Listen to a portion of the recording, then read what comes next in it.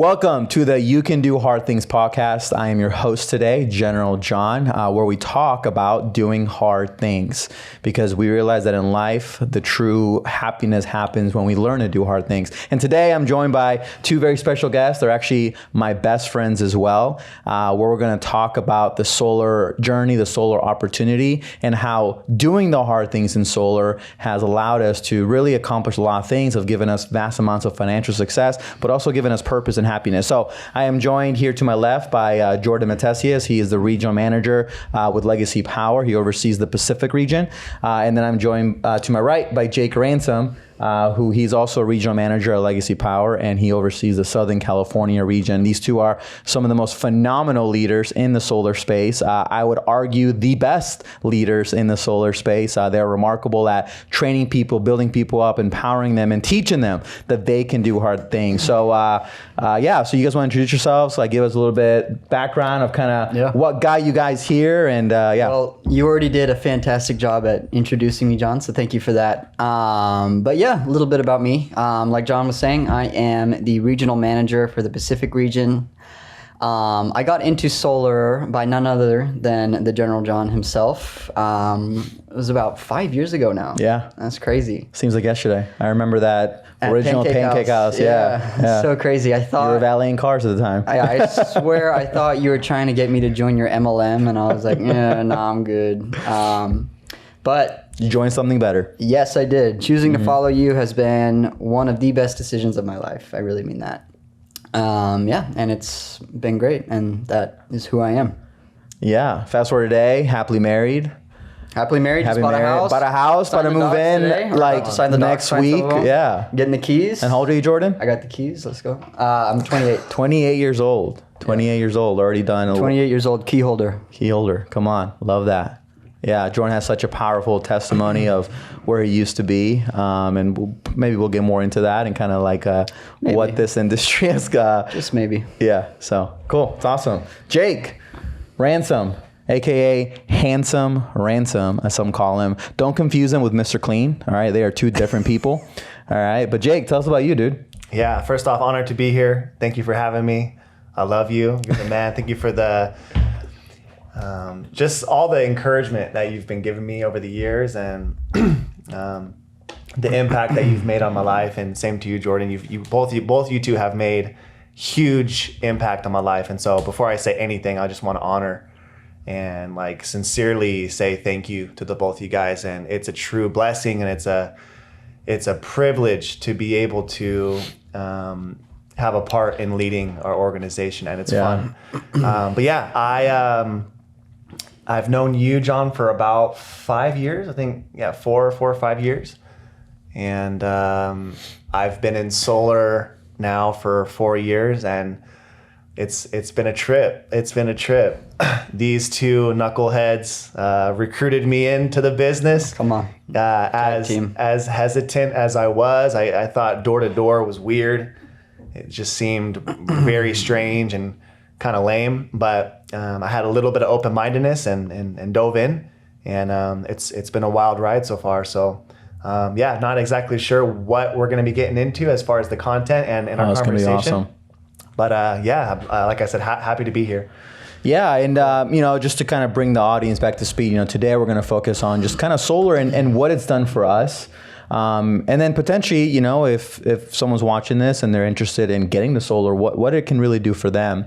And, what people need to realize about the solar industry is that right now what we're witnessing is the largest transfer of wealth, right? For hundreds of years, or maybe not hundreds, but for about 100 years, right, we've done energy through, natural gas and fossil fuel, right? Yeah. And really in the last, I would say 10, 15 years, we're seeing a massive shift into the renewable sector, right? To where now we're getting energy via the sun, right? Instead of digging it up, we're getting it via the sun, right, through solar panels. And then the people leading that charge are people like us, right? There are thousands and thousands and thousands of people out there that are knocking doors to get the message out there, right? And the reality is when you look at any industry that has accomplished big things, there was always a group of people that were willing to pioneer it and were willing to go out there and get it done, right? When you think about how we live in San San Diego, California, and we think about how we got here, right? There had to be people who ventured from the east all the way to the west, right? They pioneered the way, right? Because they believed in something. Pioneer,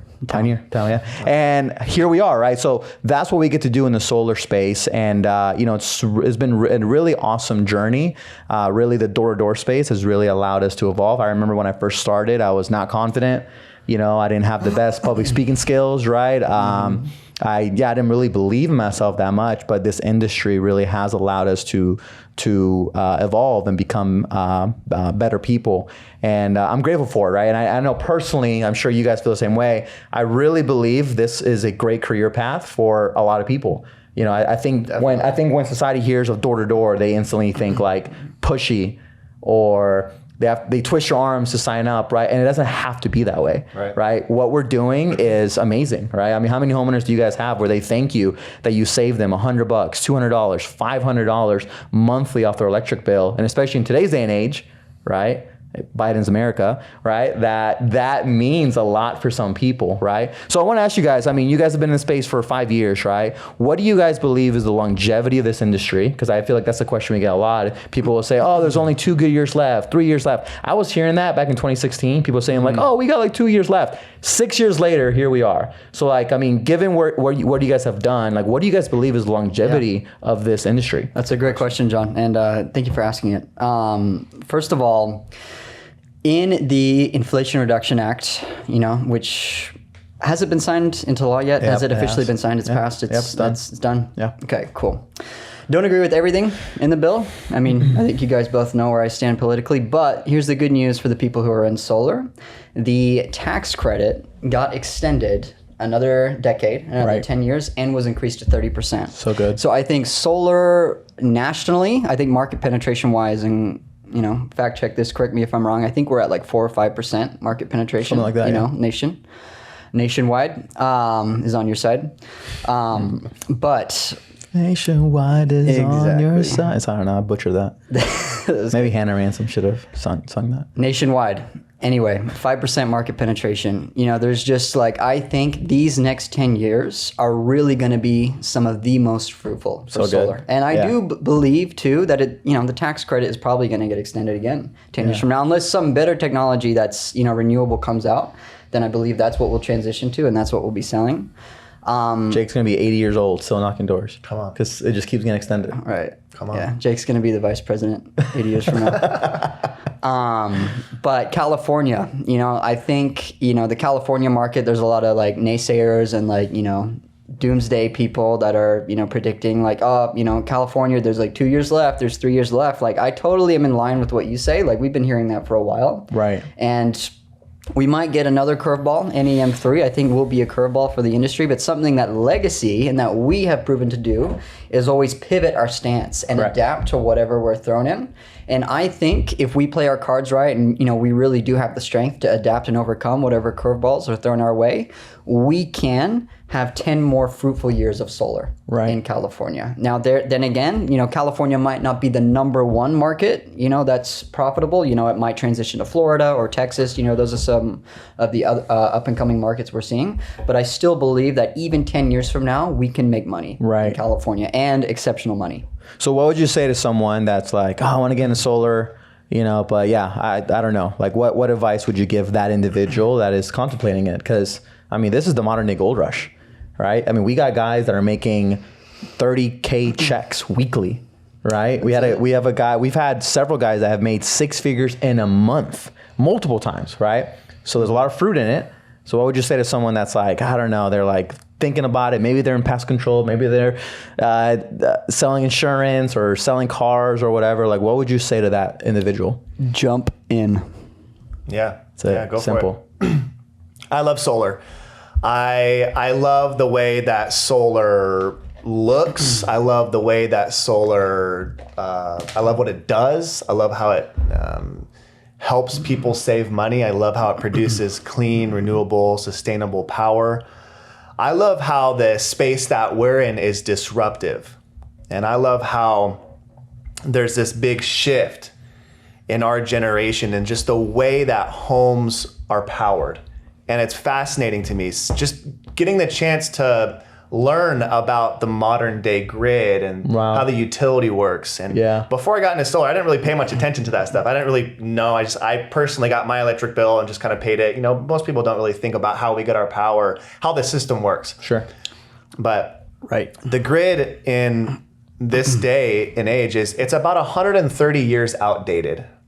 And so there needs to be some type of shift. There needs to be some type of change because of that. The way that we're getting our power right now, it's simply just outdated. It's kind of like an archaic system. And so I love feeling and knowing that I'm part of this new thing, this new way that electricity is powering the homes. And so it's as far as your question about the longevity of it, I remember that too. I remember thinking that, okay, and this probably maybe a California type of, it's a common perspective to have in California because it is considered a saturated market here. Of like, we only have like 2 more years, 3 more years, maximize the opportunity. And yes, we should all be having this viewpoint of let's maximize the opportunity that to the best that we can. But even in a market like California, where we're the most fond of, I still think that there is plenty of new business, 100% for sure. Homes that have already been built, new homes that are going to be built with all the new growth in the state. Yep, and meeting that demand. There's as long as there's a demand for solar, I'm gonna want to be involved in it. You know, Jordan mentioned states like, you know, Florida, Texas, Arizona. I firmly believe that residential solar is gonna make sense and work well in all 50 states eventually. Whether that's in the next 5 years, the next 10 years, tax credit just got extended, which is huge. But someday, not sure when that is again, but there's going to be a day and age when there is residential solar on every single home in America. And I don't know about you guys, I don't know for the viewers, but I want to be a part of that. I want to be a part of that massive shift of wealth that's involved in the change from old carbon-based, old technology ways of getting our power to this new technology. It's exciting, and there's a whole ton of opportunity and money to be made for the people that are involved in that massive shift. Yeah, and that's good. And you know, you really, when you actually even look at the industry, right? Jordan said something good. There's like nationwide, there's like I don't know the exact number. Let's say under 10% market penetration. Right, meaning that only 1 out of 10 homes as of now have solar. In California, it's a little higher, but even in California, it's only like, I think 20-something%, right? Like 1 out of 4, maybe 1 out of 5 homes have solar, right? So we still a long way to go. And when you really look at the financing and, you know, you mentioned the grid is outdated. You know, I think the next evolution of solar is going to be some type of battery, right? I really do believe that in the years to come, more and more homes will start getting batteries, and it'll be like kind of common, right? And we're starting to see like kind of cost of batteries also going down as well. We're starting to see kind of us going more into that kind of push with electric vehicles, right? We also saw that the tax credit included, or that Inflation Act also included a tax credit of $7,500 if you get an electric vehicle. So we're starting to see that shift, right? We're starting to see more people are getting electric vehicles, and if you get an electric vehicle, that means that their energy usage is going to go up, right? And if it goes up, that means they're going to have higher bills, and if they have higher bills, then there's more pain for them to want to get solar. So we still have such a long way to go, right? And if you're somebody who is passionate about becoming the best version of yourself, right? If you're someone that can do hard things, someone that can knock doors and deal with rejection, and someone that, you know, enjoys financial freedom, right? I mean, let's be real. As awesome as what we get to do, also another awesome perk to this is the financial freedom and the time freedom it provides, right? We get to work our own hours. You know, let's talk a little about that. Like, what is now the opportunity of solar? Or you got something? No, I wanted to just touch on that because you mentioned something. You know, becoming the best version of yourself is something that you pitched to me, you know, initially when I was contemplating taking this job. And, you know, for those of you that don't know, I, you know, struggled for a long portion of my life with this irrational fear of rejection. And it was actually like something that I wrote on a vision card that year, something that I wanted to overcome. And like, what better way to do it than door to door? And so that's an area that I've grown in. But probably like, aside from the money, like the money is absolutely incredible. But the most, like one of the other most valuable things that you can develop here is a skill set. a skill set in sales, but also a skill set in door to door. Like I truly believe door to door is a trade. That's good. If you can master door to door, if you can master going door to door, and it doesn't matter what you're selling, but if you can feel confident going door to door and sell anything, you can survive any recession, any depression. The people that make it through the recessions and the depressions are the ones with trades, to fall back on. Wow. And I really believe that if you can master door to door, if you can develop that skill set, you'll never go hungry. You'll never be without a way to make money. Exactly. Because we were talking about this, right? We know these guys, Josh and Oliver, shout out to them, but they're making a killing selling window cleaning services as well. Come on, power to it. Right? So there's always something you can sell door to door, right? But right now, like nothing pays you like how solar pays you. Right? We got guys making 10, 20 grand in just one sale. Come on. It's insane. Elliott, come on. Yeah. High EPCs. Something I love what Jordan said. This is something I talk with my teams about all the time. Even my talking to Hannah, my wife, is the fact that I've been able to figure out this door-to-door thing. I truly believe that, like, guys, we're so set. We're set. We never have to worry about money again, and I think that's a pretty cool feeling. If you can make it in door-to-door, like you guys have been talking about, there will always be either a product, a service that we can provide to the marketplace via residences and to homeowners, and provide a value to homeowners. There will always be some product or service that we can sell and to be of service to homeowners that can compensate us in a great way. And I don't know about you guys, but I love that feeling. I love knowing that, like, I never have to worry about being broke again because I have this skill set that I carry. Mm-hmm. Yeah. That's good. No, that's great. And it's awesome. Let's transition into now maybe some more of the leadership component to this, right? We were maybe speaking out to people who don't know much about the industry or are new to it. But what about people that are in it, right? I mean, there's also a lot of, just like how there's a lot of room for growth to just personally sell, there's also a lot of room for growth to build a team, right? And you are rewarded very handsomely, right, if you build a great team, right? And, I'm huge on the cash flow quadrant, talk a lot about that, right? There's 4 ways to make money, right? Kiyosaki. Yeah, Rocky Kiyosaki, right? Great book, right? You can either trade your time for money, you can trade your skills for money, or you can have a system or people where you make 1% off 100 people's efforts. And there's also a lot of there's also a lot of growth for that as well. So speaking to the leaders, right, what would you guys say are, some good tips and practices, right, of kind of recruiting, how to recruit a team? You two have done an outstanding job at that. You guys are probably some of the best recruiters in this space, and also really great at building up team, making it fun, right? Everyone wants to work somewhere fun, right? No one wants to work somewhere boring, So what would you guys say are just some good kind of tips on how to build a great team, how to recruit it, how to create fun in your environment for those people that lead teams? Yeah, I think I think it comes naturally to both of us, especially Jake, because I see recruiting as making friends and recruiting your friends. Oh my gosh. Like, that's the number one people that you should be recruiting are your friends. So I'm hearing warm market. Yeah. Tap into your warm market. Oh, dude, for sure. Yeah. Recruit your friends, because your friends, I mean, if you have good friends, like, which I hope you do, I hope you have that level of discernment to, like, be able to tell good friends from bad friends. But good friends, they're going to stay loyal to you. They're going to trust you. And, there's just already that connection there as well. And, like, in this industry, I mean, we've been through our fair share of, like, ups and downs. You want people that are going to have your back in those down moments as well. Good, you don't want to be building on a rotten foundation. So recruit your friends, first of all. And then second of all, the people that you're sharing this opportunity with, just, like, make them your friend. That's something you do a very good job of. And, I'd love to hear your perspective. Yeah, I love, it's awesome how we get to change people's life. Like, I think probably 99% of the people that are in our division, they can easily say that the amount of income that they're making, and not just that, but just they've made more income prior to any other job they've had in the past. I mean, that's pretty much the case in everyone that's on the team, right? But not only that, they begin to develop. And I think that's what direct sales and entrepreneurship, and I think specifically in our organization, we're insistent on this idea of becoming, right?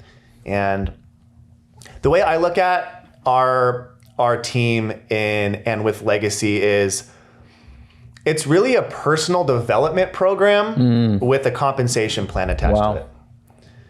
And when it comes to recruiting, I want people to understand that. I want them to know, like, okay, like, welcome to the team. You're onboarded. Welcome. Get ready to make the most amount of money you've ever made in your life. Yes, that's cool. What I think is cooler is the type of man that you're going to become. Yes. The type of woman that you're going to become. Yes. Your sense of bravery, your sense of confidence, your sense of just becoming a stronger individual. That kind of stuff to me is what I like. It's this developing, and it's this strengthening, whether that's mentally, physically, spiritually, and I think this is the case. And I think we want our recruits and the people that join the team. I think we're really good at offering them an experience.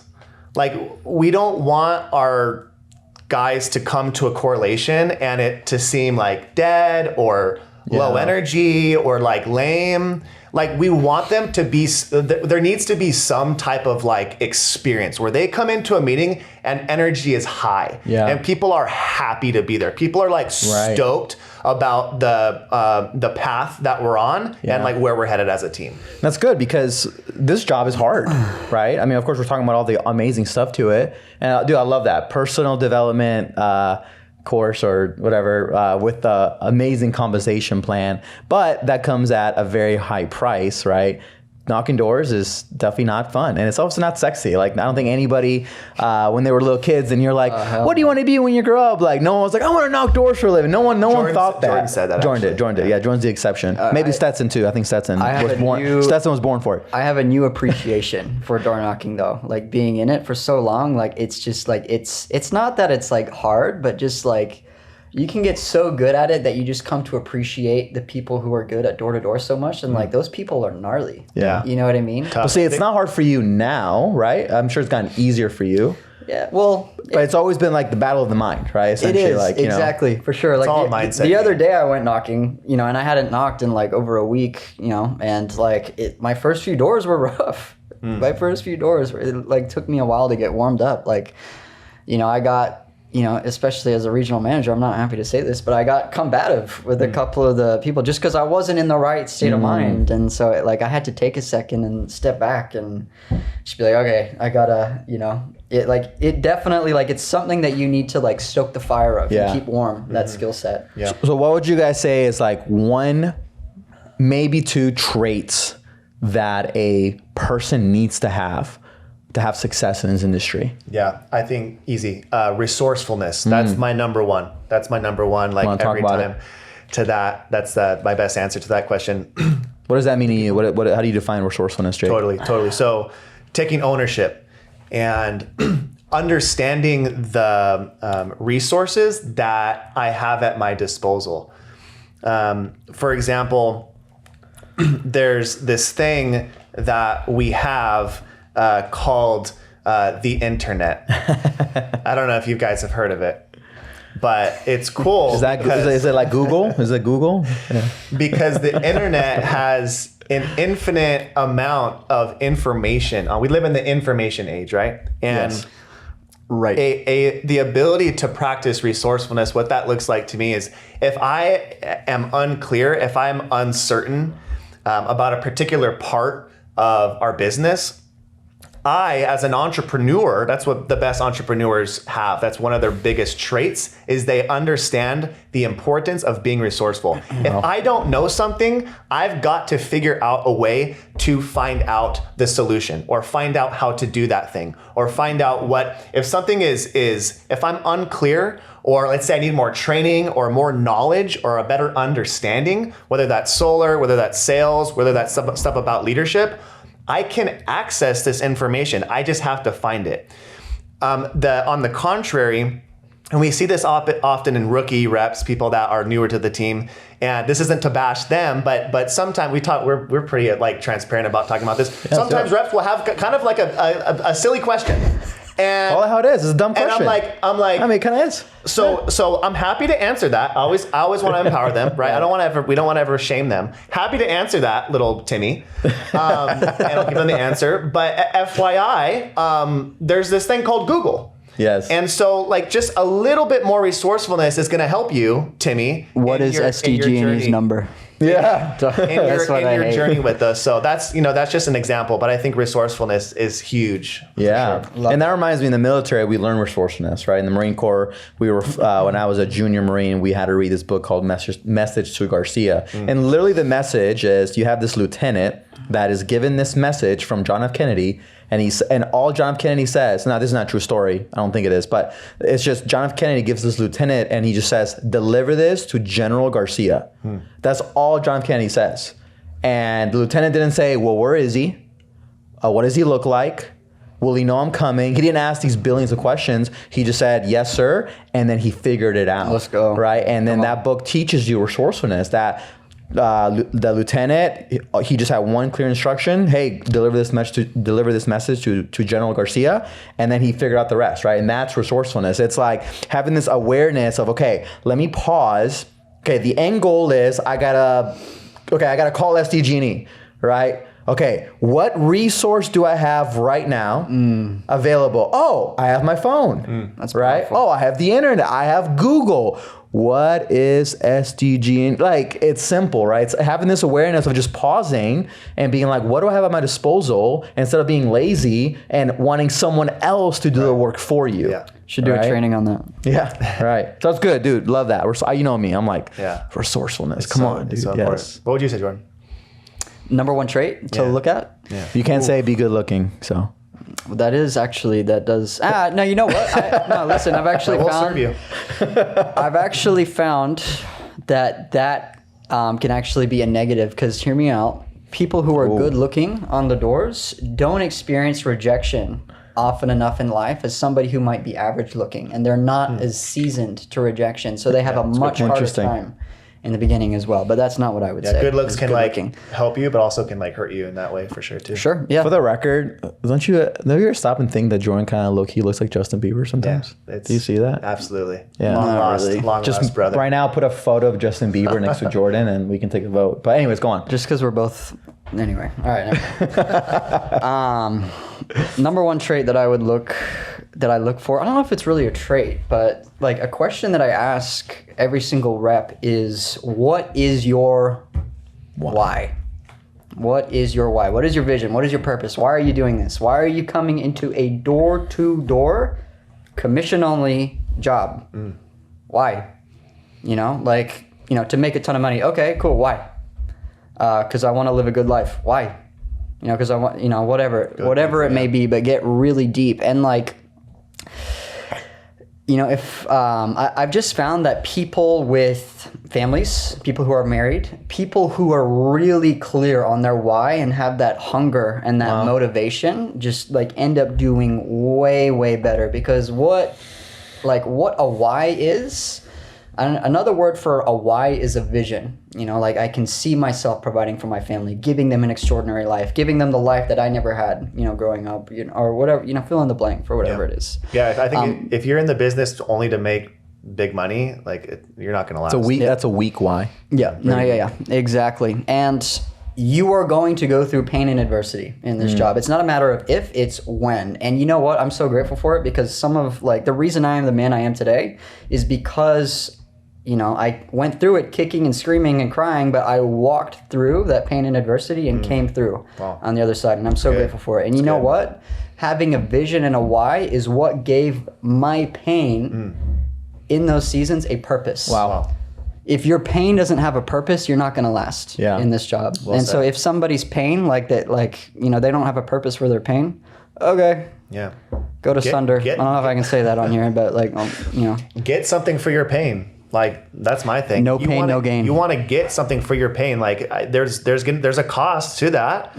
I've been through a lot of discomfort and darkness in my life. I might as well get growth. I might as well get a growth experience out of that. So I agree with you. Yeah. I mean, I feel like some of the best people we have a story of they went through a lot of pain, adversity you know. in the beginning. They all did. Yeah, and that's our division, right? The name of the division is Valor because it's supposed to represent where we're going to become someone who has a spirit of valor, right? Where valor means that you can, head danger and hard stuff like fate, like head on and go into it, and really all of us, anyways, like we have a lot of people in our teams that were previous drug addicts, right? And then now they're, successful, happy. We have people who were, dropped out of college or didn't do well in high school, but now they're making more money than doctors, So I feel all of us really, at least in our division, like we have about 200 people in our division right now.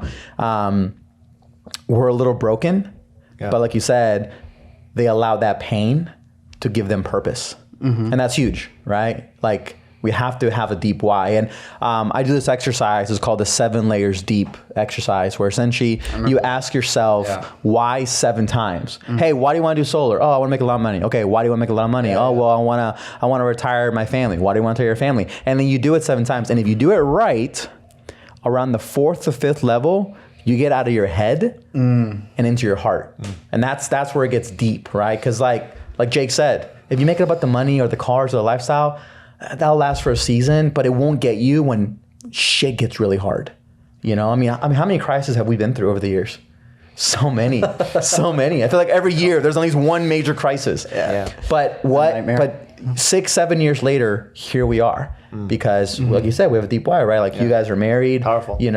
Jake just recently became a new father. I'm married, I have 2 kids. And like you said, like families, when family men, they naturally kind of have a big why. But that's huge. I love that, dude. Correct. So why resourcefulness, Can I ask a question? Go ahead. Cool. So all 3 of us in here, have experience in managing and building a team. I wanted to ask you guys, what has been like the number one, little nugget or like tip or, principle that you abide by that has helped you build a team, not just grow your team like number wise, but build a team, meaning, growth and develop the people as well. What would you guys say? Jake, you go first. Yeah. So I think we have to be able to define leadership. And in my view, leadership is influence. And if I am to gain influence of my team, my hope is that I would have a good influence, that my influence on my team would be healthy. And what that all boils down to is the way I'm living my own life. And I want the dudes on my team, I want my life to seem so attractive, not like in a material way or like a surfacey way, but I want the people on my team to view my life and my personal life as being attractive. Because if I'm not working on me, if I'm not developing me, and if I'm not strengthening my skill set and my character, who am I to expect that of my team? So that's what is super important for me. I'm constantly studying. I'm constantly learning. I'm constantly reading, watching stuff like this, podcasts, videos on YouTube, and educating myself how to become, how to persevere through doing hard things, and how to be seeing which ways I can be getting better. Wow. Because I want my team to see, oh, Jake does that. Jake, that's the way Jake lives his life, and that's his viewpoint and his perspective on life. I should do that too, because I see the fruit. I see the fruit in Jake's life. Good. I want my team to see the fruit in my own life. I love that. And our leaders in Valor, they should have fruit. That's kind of our vision, right? We want our leaders to have fruit in their life because we want our team to be attracted to that. I love that. That's a great answer. So to summarize that, you would say like the number one thing is being the perfect example, like illustrating it, like being out on the doors, having the fruit in your life and just being somebody, being the kind of leader that your reps want to buy into and follow. Yeah, always leading from the front, leading by example. Great always. Answer. Yeah, that was very good. Yeah, the Bible says, judge a tree by the fruit it bears, right? Absolutely. And, there was an early mentor who told me that your reps will work half as hard as they see you work as well. So, that's a good point. It's awesome. What do you think, John? Johnny? Yeah, I mean, I would say servitude. The Bible says he who is first is last and he who is last is first, right? So I do believe, famous quote from Jim Rohn, service to many leads to greatness. Like I believe that. I remember I learned that early on in my network marketing days back in like 2013. And I do believe that if you help enough people get what they want, eventually you'll get what you want. Like for the first 3 years in solar, like people wouldn't have known it, but I was pretty broke. Even when I was even early on in my manager, You fooled me. I fooled a lot of people, but now now that I'm better, I feel more confident saying it. But really, I was like, even when I was an assistant district manager, even my early like district managers, like I was barely getting by because a lot of what I was making was in some capacity going back to the team. Whether it was through incentives or dinners or whatever, because I really believe that, hey, if I take care of my people, or hey, this guy needs $1,000, this guy needs $3,000, like, he can't pay rent right now. Let me help him out, right? I know you guys have given out your own money to many of your people, because I really believe that, hey, if I help enough people, I'm gonna trust that eventually I will get what I want, right? And then I did. Right. But it was a lot of sacrifice, and I really believe servanthood is the best way. And that's serving your people when you do correlation. For example, when you run a sales meeting, you should be serving by sacrificing 2 hours the night prior to prepare something great for your team, right? Like that's why sometimes it will get a little irked, right? When certain people wouldn't show up to our sales meeting, because it got something. I had to separate the personal side, but there was a part of me that's like, I sacrificed 2 freaking hours. I stayed up till 11 p.m. last night to come up with some content that is fresh, real, and powerful. And this guy just like, I just overslept. I'm like, really? Yeah. So anyway, so it can be like that, right? Serving, whether it's your money, your time, your wisdom, right? Over the years, how many people have we poured into? We poured our time, our resources, we knocked with them, we showed them the craft, and then now they're our competition. And that sucks, that hurts sometimes, right? Yeah. But I'm like, nope, there's like this great kind of conversation I saw. It was like a CFO said to the CEO, he was like, oh, sir, what if we invest in our people and they leave us? But then the CEO responds and says, well, what if we don't invest in our people and they stay? And I had to remind myself that because 2 years ago, I went through this kind of like trauma where I was afraid to pour into people again because I had poured into a lot of people and then like a lot of them left. And I felt a little traumatic. I was like, I don't want to serve anymore because I'm just raising on my competition potentially. But I remember that and I'm like, no, John, like just continue pouring, continue pouring. Fear of loss. And and because it's true. Like what if they do stay, but I never poured into them? Now they're just mediocre people. And now I have a sales organization of just average people. So anyway, to summarize all that, servanthood, just always figure out what can I sacrifice, whether it's time, resources, I know you sacrificed your apartment to help out a recent rep, right? Where you gave them a place to crash, like just servanthood and just trust and believe the process that eventually, you don't know when, it could be a year, it could be 2 years, it could be 5 years, but eventually you'll get what you want. You illustrate being a servant leader very well. And so do our leaders, Luke, Damien, Doug, Shout out to Luke and Damien, Doug. We love you. Shout out Legacy Power. You guys are incredible. We are one. I kind of want to end on this thought, kind of a little bit about you guys. What's your guys' future? Like, where do you guys see yourselves in the next 5 years, 10 years? Kind of like, for the people watching, I'm just curious to kind of see what the vision for your life is. That is a very good question. My whole thing is I'm going to stay obedient to wherever God calls me, something that God has always like done and like been faithful with me is like my job, like whatever, like my occupation or source of like income has always been, it's always been something that I trust God with. And like every time I transition, like I level up. My income, always increases, when I trust God. And do I think I'm going to be doing solar forever? Probably not. I think I'm still going to be in it for, a while. And I absolutely love that. And I'm happy with that. But, I think I am called to something greater. And I don't really know what that is. But whatever it is, like I'm going to remain obedient to God. But solar's fun. Solar's awesome. The money's great. Yeah. And, if he doesn't call me into anything else for like 10, 20 years, that's fine because I'll just, ride this. I think, at the end of the day, I think you'll always be in the business of people. Yep. That's really what we do, right? We're in the business of people. Yeah. Just solar happens to be our vehicle today, but it could be something else, right? 20 years from now, but it will still be people. developing people, training people, you know. It's true. It's good. That Love is that. the truth. Yeah. That's church. Jake, are you going to replace Mr. Clean? Mr. Ransom, Mr. Handsome Ransom. What's my plan? Here it is. Are you ready? Let's do it. Hear it. Are you ready? Am I? All right. Jake Ransom for president 2060. I want to aspire to inspire until I expire. Ooh. It's like you had that one planned or something. Boom. Ooh. Boom shakalaka. That's the one. No, I want to grow my family, expand my family. You guys know I just had a daughter. She's 3 months. Yeah. She's only 3 months old. I'm already trying to put another one in my wife. That's crazy. So we'll Jake see. wants to have 11 children. Not 11. Yeah. How many? Good luck, Hannah. How many? Respect. Probably like 3.5. 3.5? Like adopt one? 3.5%. 3 to 4. Maybe. Adopt a Nigerian baby? But yeah, maybe could. Yeah, like, you know, solar is great. Definitely with this vehicle, we can make some life-changing money if we maximize it. And I intend to utilize the income that I'm making and transfer that into a few different types of investment ideas. I think that's the best long-term game plan for sure.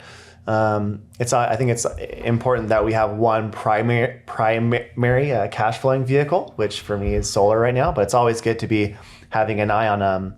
There's so many opportunities for investing, and I think that's the right mindset to have with where we're at.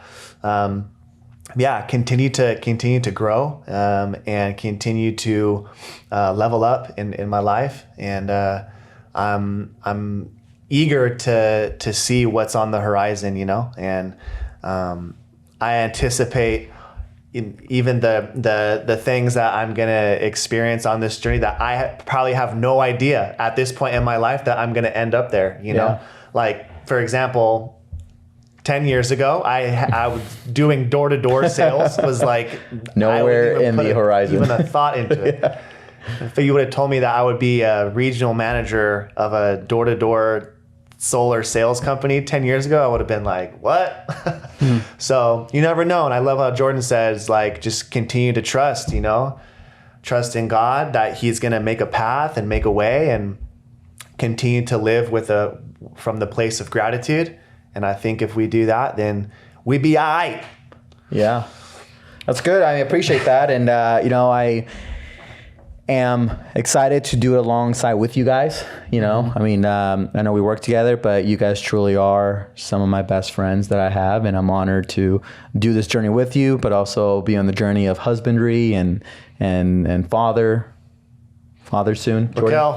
Raquel. Okay. So, yeah, you know, and just to kind of summarize, you know, for our audience, like, we just want to talk about the solar industry. It's such a beautiful, beautiful industry, and there's a lot of potential for it on the side of personal development, right? You become a better person. You learn great skill sets that are, like Jordan mentioned, are like recession proof, right? To where you can literally make money doing anything, right? But also the financial opportunity is awesome, right? Like, I know, you know, all three of us, right? We've been able to have a beautiful wedding because of it, right? Go to an amazing honeymoon, right? Like, we've been able to live a lifestyle where we choose what we want, right? We're not choosing between the steak or the chicken because of like how much it costs. And solar can provide that, right? This year we'll have probably I would say over 80-ish people do over at least six figures, right? Let's go. Within that, about maybe 25 that will do $500,000, if not more.